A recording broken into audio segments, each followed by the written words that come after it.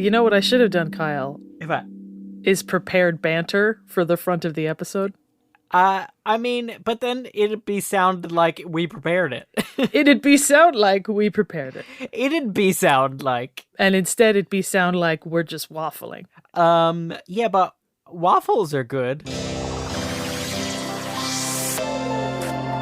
Welcome to Butter No Parsnips. Every week on Butter No Parsnips, your hosts Kyle Imperatore and Emily Moyers take you on an adventure through the weird, wacky, wonderful, and sometimes even wicked world of one wayside word. Strange characters, delightful bits, and general joyousness abound. Join them as they test each other's etymological expertise.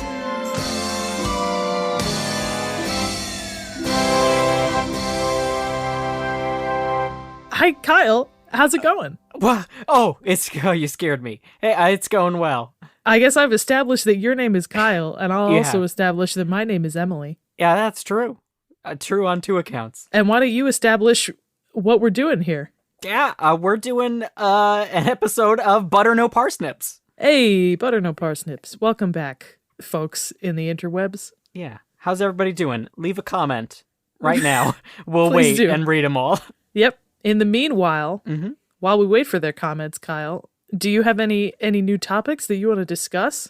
I do. Emily, I brought a word with me to this podcast. You brought a word to this word podcast? I did. Who could believe it? Oh my gosh. Give me the word, Kyle. Give me the good word. Take a good listen, because you're going to have to guess what it is.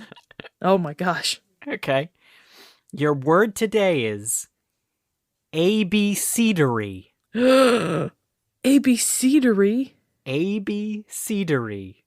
And I will spell that for you. Abecedary.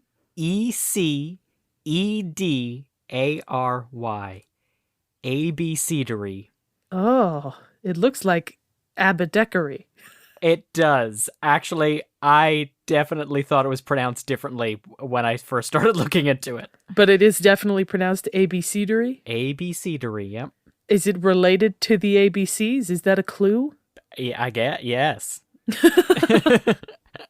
So it's a noun, I'm assuming. Yeah, so it can be a noun or an adjective. Okay. Can you give me an era in which this word came to be? Yeah, it is. It came to English somewhere in the late 1300s, early 1400s. Oh, way earlier than I was thinking. Yeah, it's a pretty old word. I thought this was a modern... Through Latin. Through Latin? Oh, this recontextualizes the whole thing. I thought this was like a silly word. Well, it could be, depending on how you use it. What are you talking about? If I say like, silly. Oh, like if I say it like that, then yeah, it's silly. Silliness wasn't invented until 1862, Kyle. Yeah, you're right. I forgot that was John R. Silly. John R. Silly. He came in with the R was backwards. The R was backwards and it stood for ridiculous. Yeah. Abecedary. Okay. So my guess is this is like what children learn in preschool in the 1300s. They learn their abecedary, and it's just what they called learning the alphabet. I mean, Emily, that's like pretty close. Is it like literacy? Yeah, it's actually got a bunch of meanings. It has two separate meanings as a noun, and then a separate meaning as the adjective. So, wow. But literacy is like kind of ish it. All right. So, yeah, I mean, listen, I do want to like specify any further. I'm gonna give you the the thumbs up on this one. You got. You know what? I'll take the thumbs up. I'll take the pity win. Yeah, like cue the sound. You won. So, abecedary has two noun definitions. The first is one that teaches or learns the alphabet, or more generally, the fundamentals of any subject. So, like, if you're just like a beginning student, you are an abecedary. Interesting. It describes the person. Yes. It can also be the alphabet itself, written out in a teaching book. So, like, a book of the alphabet would be an abecedary. And that more generally has gone on to call like any like sort of fundamental textbook can be called an abecedary. Right, like a primer of any Yes, kind. primer Yeah. is exactly the word that I was going to say. And we're going to talk Yeah. about primers a lot today. See, that makes sense to me. What I wasn't expecting was that it could describe the student or teacher. It doesn't, Yes. like, I feel like an airy word is not what I would think of as a person. It's a really versatile word, and we're going to talk about that because it can also be an adjective. So you can, if you're just referring to the alphabet, or something that's alphabetical can be abecedary. Interesting. Yeah, or if something like is related to the alphabet. So, like, an abecedary dictionary. Yeah, like before dictionaries were organized by the alphabet. Right. You might specify that this is an abecedary dictionary, which is how Exactly. they should all be. Yeah, yes, please. Let's not go back there. So, abecedary came to us from somewhere between 1350 and 1470 from the medieval Latin word abecedarium, which meant the alphabet, and the late Latin word abecedarius, meaning of the alphabet or related to the alphabet. It's just crazy because, I mean, the way that we're pronouncing it now is clearly like a pun on the ABCs, but if it came from a Yes. different language, like, they didn't call them the ABCs. Well, yes, isn't that confusing? This is crazy. But it all gets into mnemonics, and we're going to talk about all of this. So All right. I'm glad that you're bringing this all up. Emily, Yeah. You're on the right track. You're on the right path. I'm so glad. So abecedary, it's kind of confusing because there's a bunch of related words that kind of all have similar meanings. Mm-hmm. So abecedarium itself came to English, mostly meaning a primer, a textbook. Right. And abecedarius also came to English, but that came much later, and it was mostly used to describe like acrostic poems that were alphabetical, what you would call an abecedarius. Interesting. And then a word that you might be more familiar with, which if I used, I thought you would get right away, so I didn't use this one, is the word abecedarian. I'm flattered that you think I'd know it, but I don't. That came to English in 1665, so much later, through a writer, Joseph Glanville. He coined the term, and that ended up like taking over abecedary in popularity for most of the meanings of it. And then there's another word, abecedism, which means an initialism or an acrostic. Right. So, like my initials would be an abecedism, or like, a PTO, something Right. like that. And abecediary is a different word that, different than abecedary. Abecediary? yeah, it's been used a lot over time, but it's just been used, I think, mostly because people confuse it with abecedary. They think that's what abecedary is. Yeah. But it's not. An abecedary is an abecedary. and it's all about primers. And we're going to talk about primers now, Emily. All right. And mnemonics. So, Emily, what are some like mnemonics that you know that you might have learned as a kid to learn English? Ooh. Can you think of anything? I don't know if this counts. The first thing that came into my head was the thing they teach you to remember the compass points, the never eat soggy waffles. Yeah, that's a great one. Yeah. Yes, that is an ABCdism, Yeah. and it's a mnemonic. I feel like all the ones I'm thinking of are like ABCdisms. Yes, absolutely. So what's interesting about the alphabet and abecedaria Yeah. is that kind of our institution of using mnemonics as a learning device came directly from the writing out of alphabets in abecedaries in early, not early history, but in early written history. Mm-hmm. So, like, early abecedaria were written on walls, it was like inscriptions of the alphabet.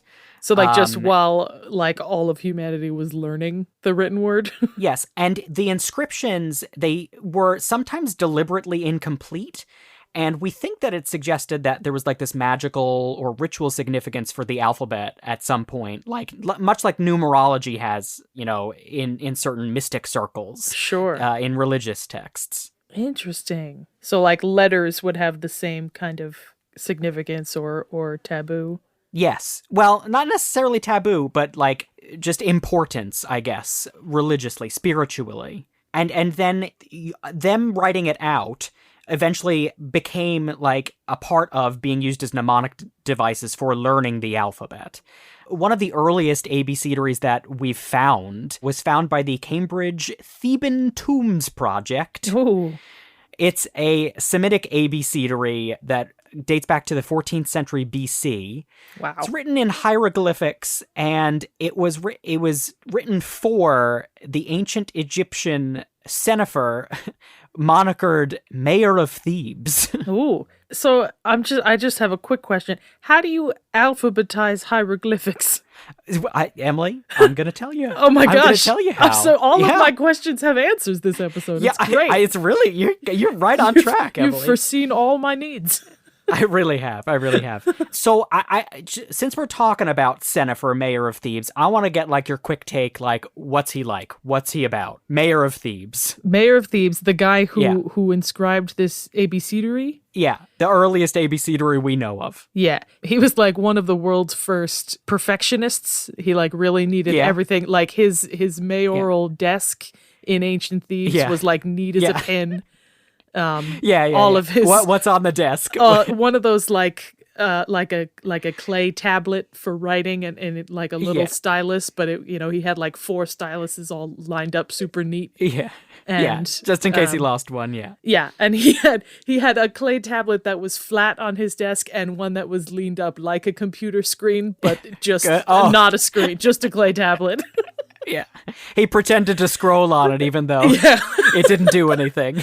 Just to make people who walked up to his desk feel intimidated. Sir, you know that. Excuse me, your appointment was at 11. Oh, I'm sorry. I didn't mean to walk. I'm typing right now. It hasn't been invented yet, but I'm typing right now.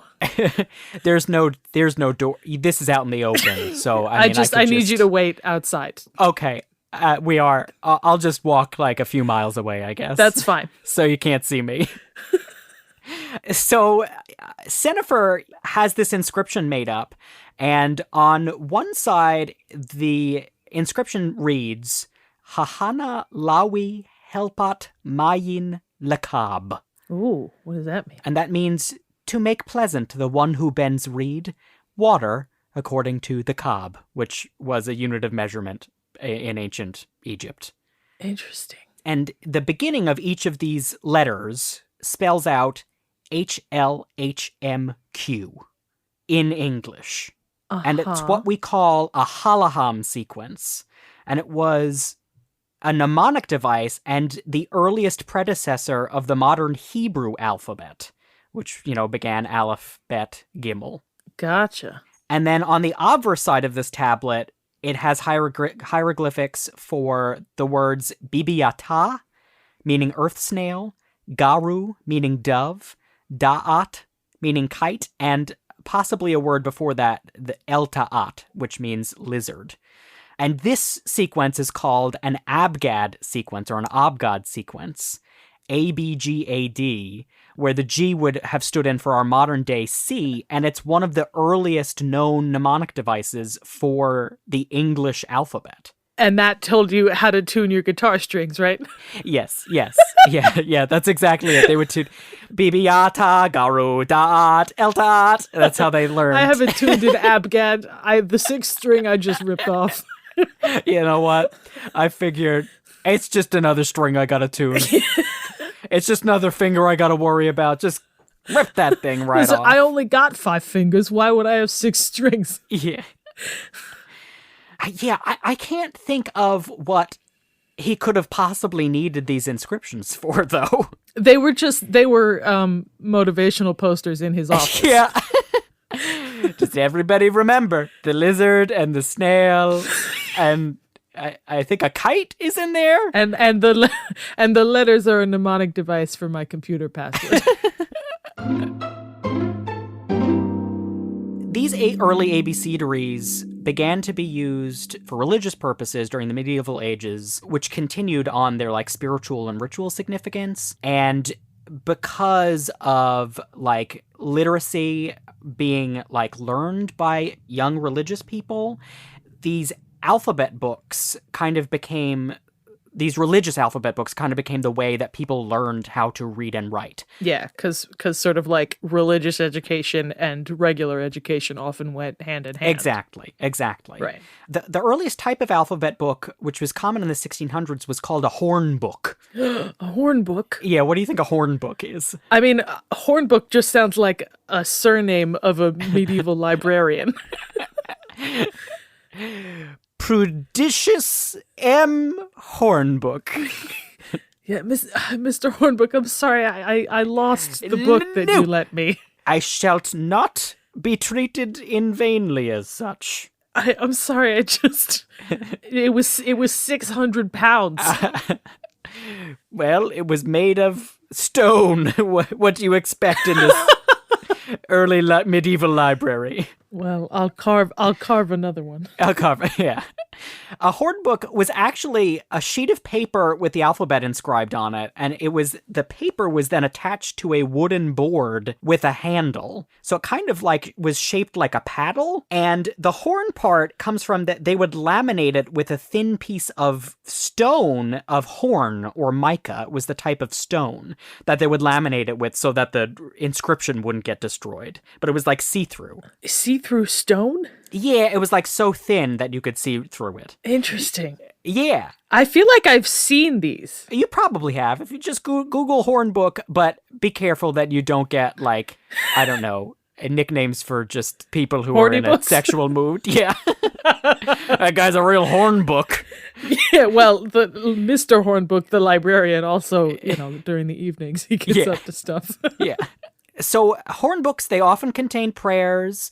By the end of the 1500s, they included what's called a syllabary, which was like combinations of vowels and consonants that would be taught to young readers. So like ab, eb, ib, ab, ub, ba, be, bi, bo, boo. And it would help people like learn how to speak and how to read what they're speaking. And this practice is possibly an ancestor of our modern day use of rhymes and onsets in teaching language to children. We can trace back why we use that today in early education back to syllabaries and hornbooks. Gotcha. Yeah, I'm just looking up pictures of these now. I've definitely seen these before. Yeah. Yeah, so it was like the alphabet across the top and then like a prayer underneath. Yes. Do you think you used them as a kid? Yeah, I think they look familiar because I used to get these from my librarian, Mr. Hornbook. Yeah.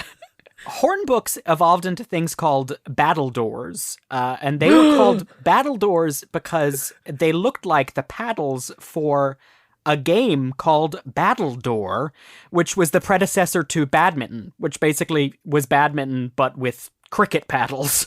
So is it DOOR? No, D-O-R-E. B-A-T-T-L-E-D-O-R-E. That's less exciting. I heard battle door, like what's at either side of a colosseum. So ancient badminton was called battledore. Battledore. I'm sorry, that's wild to me. Go on. Yeah, ancient badminton was battledore. Yeah, I think it was pretty much the same, just used like a wooden paddle. I feel like that's a hard thing to swing in the air as easily as something that has holes. Maybe that's why we got the holes in it. Well, I'm looking at it now. It looks like it was either wood. It sort of looks like maybe stretched animal skin.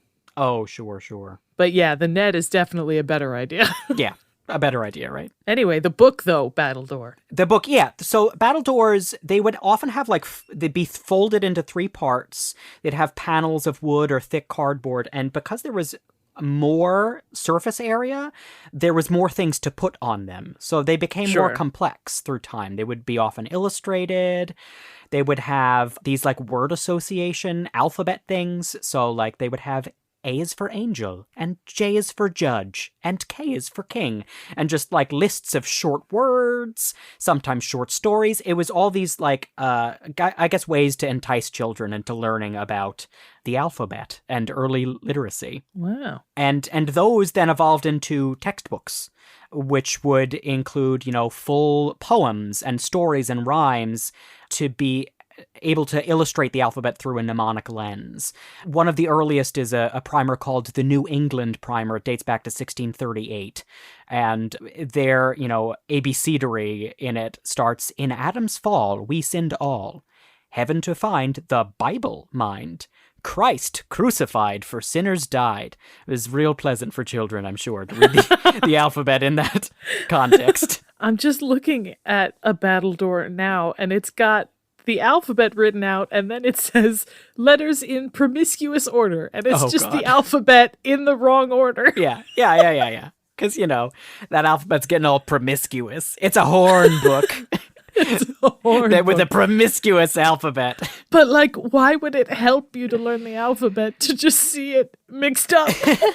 Well, I'm thinking that there was, I don't know. Honestly, I literally have no idea. And I was reading about, like, the Romans would teach their children alphabet, like letter pairs.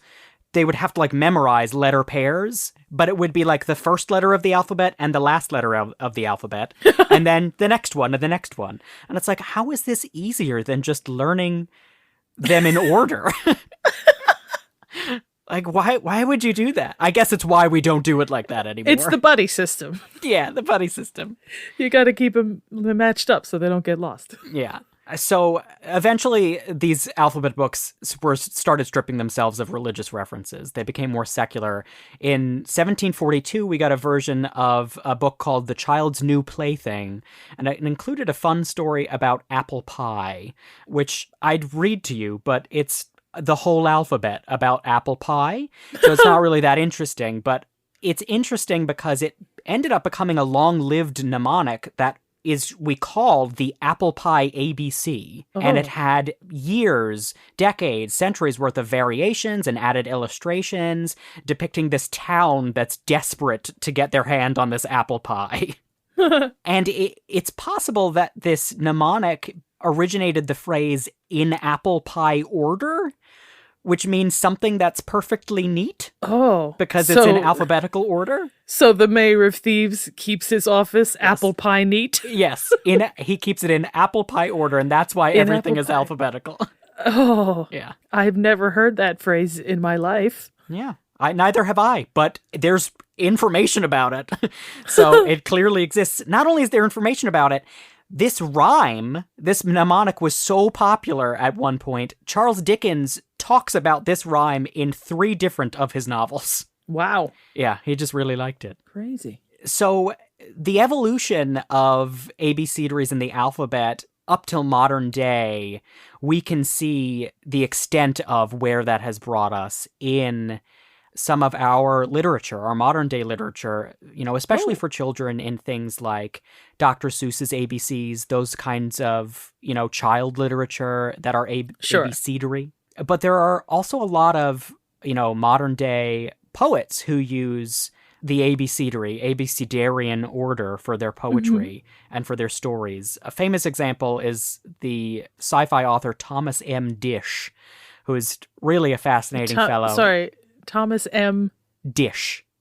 Dish? Yeah, Disch. Disch. Okay. He's a fascinating fellow in of himself because he authored The Brave Little Toaster, one of his many things. But he wrote a poetry collection that was entitled ABCDEFG HIJKLM NPOQRST UVWXYZ. And that collection contained a poem called Abecedary, and it tells a series of interrupted stories in alphabetical formula. And the reason why O, you might have noticed, is out of order in the name of the collection. I did notice that. Yeah, it's because in the poem, O, the narrator forgets about O as they're going through the alphabet, and then goes back and was like, oh, wait, I forgot O, so just pretend it was in before P. Hilarious. And another popular abecedarian poem is a poem called A Poem for S. And it's dedicated to someone who used to read the dictionary for fun. And it relates the story of a man who, missing his prayer book, used the alphabet. He would recite the alphabet to God to ask for forgiveness when he didn't have his prayer book. Oh. And it's an interesting modern day example of kind of the spiritual meaning of the alphabet that we started talking about just 20 minutes ago. Wow. Yeah. Wow. I mean, I get, there is a sort of like ritualism to it. Like we have an order for the alphabet when there's really no reason to. Other than just to make sure we remember all the letters. Yeah, like it is kind of just arbitrary and somebody did it. And we're Yeah. like, this is important. And then you we know? all recite it like a prayer, kind Yeah. of. It's the prayer to our Linguistic gods. Yeah. So that is the full history of Abecedary and all that contains it. I feel like this is a word I might actually use only because I'm a nerd. And I feel like in the things that I talk about, an opportunity might come up to talk about an Abecedary. Yes, absolutely.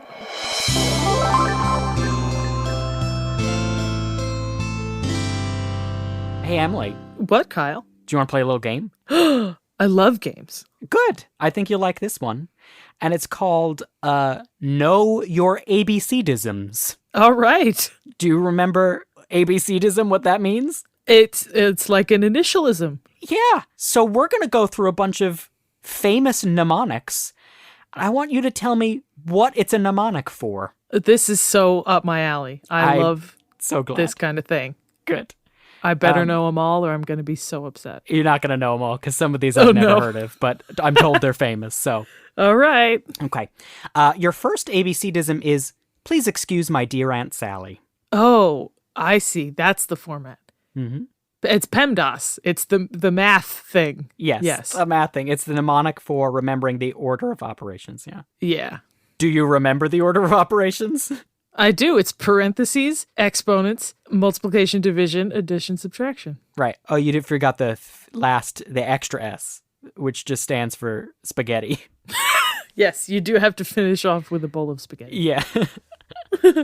Speaking of spaghetti, here's a mnemonic. King Philip came over for great spaghetti. I don't know if I know this one. It's KPCOFGS? Mm-hmm. Absolutely, I don't know what this is. That is a mnemonic for remembering taxonomic ranks. Oh, so kingdom, phylum, class, order, F, genus, species. Yeah. F is family. Family. Wow. All right, well, I didn't get that one at all. That's okay. You've got 1 out of 2. Thanks. Your next one is run over your granny because it's violent. Run over your granny? Oh, that's got to be Roy G. Biv. It is. Yeah, nice. It's the rainbow. Yeah. Yes. You got it. Yeah, I've never heard that, but supposedly No. people use it, so This is awful. yeah. This one is dash in a real rush. Hurry or else accident. Dash.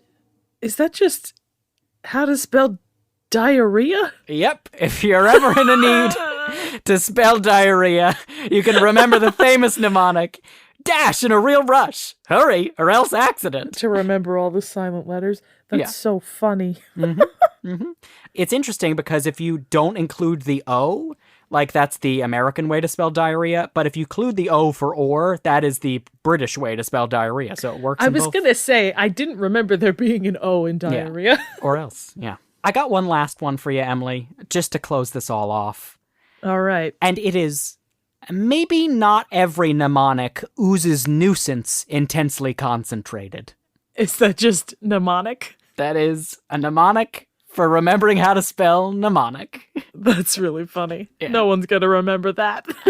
You know, listen, if they remember any part of this podcast, I will be jumping for joy. I'll be breaking into Mr. Hornbook's office, putting in To my steal his 2-week horn notice.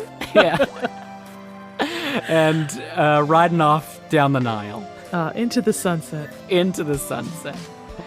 As we sunset this episode of Butter No Parsnips.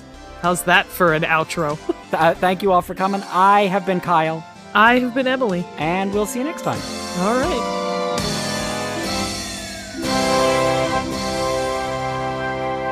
Thank you for listening to Butter No Parsnips. Butter No Parsnips is produced by Seth Gliksman, Emily Moyers, and Kyle Imperatore. The theme music and additional music is by Kyle Imperatore. If you liked listening to this episode, subscribe and give us a good rating and or positive review wherever you heard it. If you really liked listening, consider donating to our Patreon at patreon.com/butternoparsnips. There you can get bonus content you can't get anywhere else, like the monthly Patreon exclusive podcast Buttered Parsnips. Your support means the world to us and encourages us to keep making more. Thanks in advance, and we'll be back next week.